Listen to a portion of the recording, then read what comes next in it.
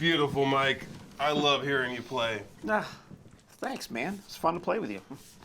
So, what do we got today, Mr. Mike? These are the Art and Lutherie guitars made here in Northern America up in Canada. So, I am Miles, and this is Mike from Yandas. From Yandas Music. So, we're going to be talking about Art and Lutherie. They have just a handful of different models, but what is so cool about Art and Lutherie is the different colors and the construction that they offer at the price point. So all of these are sub 1K guitars. And the guitar that you're holding, they call the Americana. Yeah, the Dreadnought. Yeah. And it's all solid construction. Yeah, solid top, I believe cedar tops. Cedar top. On this, and the Canadian cherry wood. Yes, back and side. sides. So it's really nice tone woods, and this is a nice, big, boomy Dreadnought. That's what you want in a Dreadnought, something that cuts through the mix. You got to be louder than the banjo and the mandolin player, right? So no kidding. That's why they invented the Dreadnought. So this has that bottom end, and just remarkable. And like you say, it really is, for the price point, best bang for the buck out there, I think. I couldn't believe for that price point is that's a rosewood fretboard. Right, it is, isn't it? Yeah. Yeah, so there's that.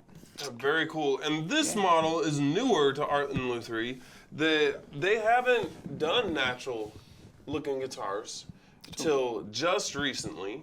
And these are their cheapest line as well. This is solid Sitka spruce.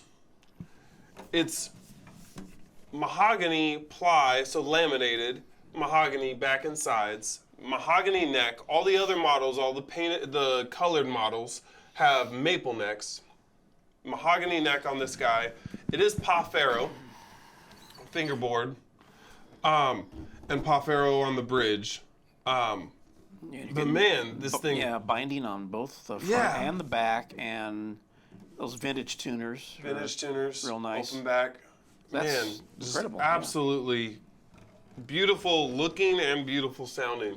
This has electronics in it, doesn't it? It does have electronics in it. This is what they call the sonotone from Fishman. I don't know if you can see inside that little sound hole there, but you have volume and tone controls on it as well. Yeah, whereas this has the Godin QIT electronics right there with the built-in tuner.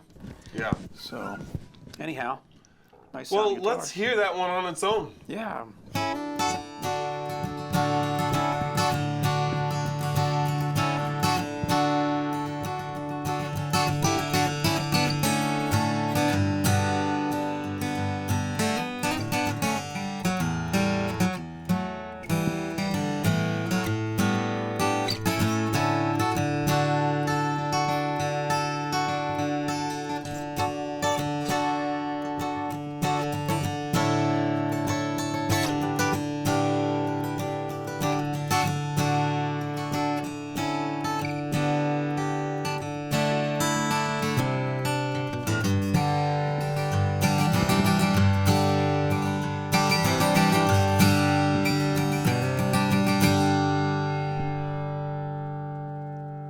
Real nice. Very nice. I'm going to play a little bit on this one as well.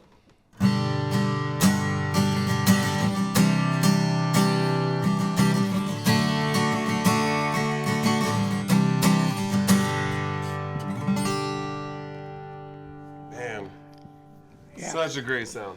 So yeah, we're going to look at some of the other models now that Art and Lutherie makes, and so we're going to do a little switch. All right, so here I have the 12-string. This is the Legacy, so it's in that concert body style, cutaway, electronics. And that's the Bourbon Burst. Bourbon Burst color, yeah, that's pretty. So still, we got the cedar top on this and the cherry wood back and sides. 12 strings on it, and it's beautiful. I'm going to play it right now.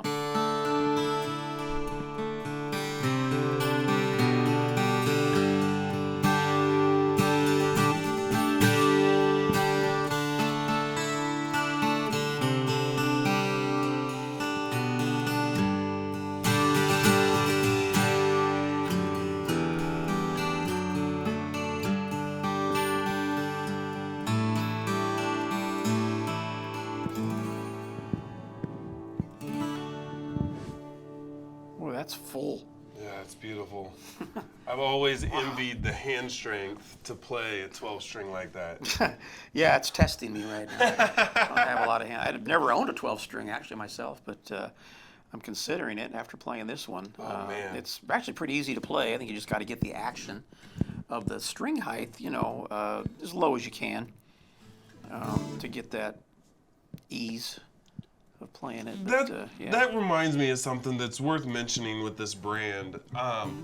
We do a lot of setups, you and I, here because we ship so many guitars out for the internet department. And I haven't had to adjust a lot of these guitars from Art and Lutherie. They come set up very well out of the box. Yeah, and that's really a good thing to mention for a brand that just not a lot of work is needed for them. Yeah, pretty much. They're good out of the box.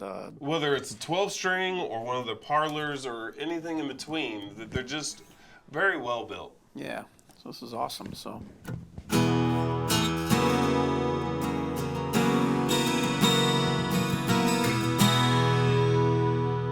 That's the 12-string. What are you holding? I have one of their parlors. This is the Roadhouse. They have a couple different versions of this. I have the Havana Brown. Behind me on the wall is the Denim Blue. Okay. And behind you on the wall is the Tennessee Red. The Tennessee Red is the version without any electronics. Both the Denim Blue and this one have the Q discrete, so it's got the knobs on the front. Yeah, that's kind of neat. Isn't that just kind of retro looking? Yeah, they're cool. That's awesome. I love those, they call that top hat knobs. They look like the same knobs on a Les Paul. Yeah, actually they do. Yeah, they're amber colored. Yeah, they're just really cool looking knobs. But let's hear this guy.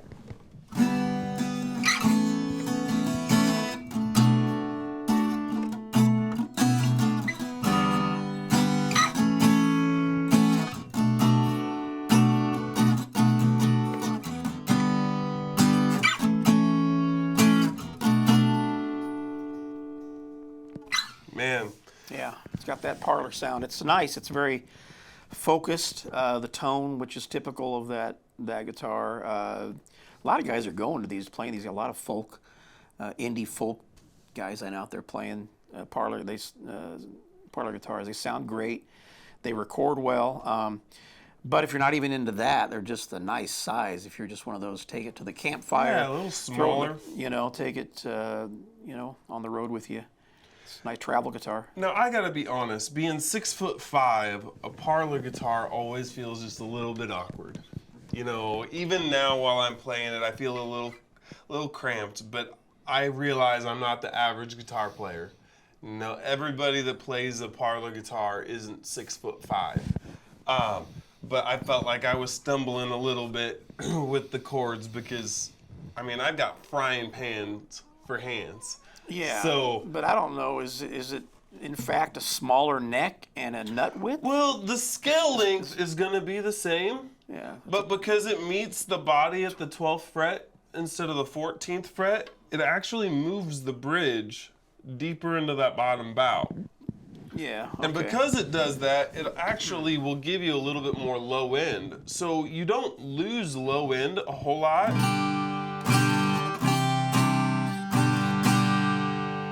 Like that G chord still rings full and true. Yeah. Because that bridge goes a little bit farther into the bottom bow, even though it's a smaller guitar, the distance from the bridge to the nut isn't shorter. Yeah, that makes sense. I just think that it probably feels pretty good still as far as that. But not everybody has like gorilla mitts like you. Good point. Big old fingers on everything, but you like a wider neck. But anyway, no, that's pretty cool. So now I'm back with this little Roadhouse parlor right here. This is one of the other colors they offer. What is this called? That's Tennessee Red. Tennessee Red, yeah, that's pretty. Yeah, with the white perloid pickguard on it. Yeah, all of their colors are just really classy. I grabbed the guitar you played earlier, the Americana, in the faded black with the same perloid pickguard. Yeah, so this is awesome. This is kind of nice for finger picking, finger style as well. I'll play a little bit for you so you can hear that.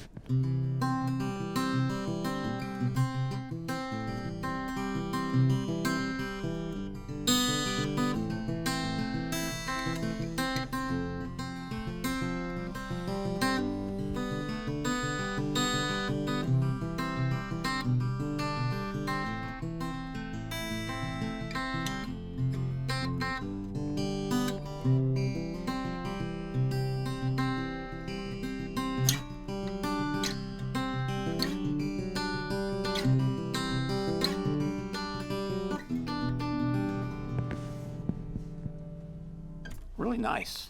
Well, I'm going to play this one just a little bit.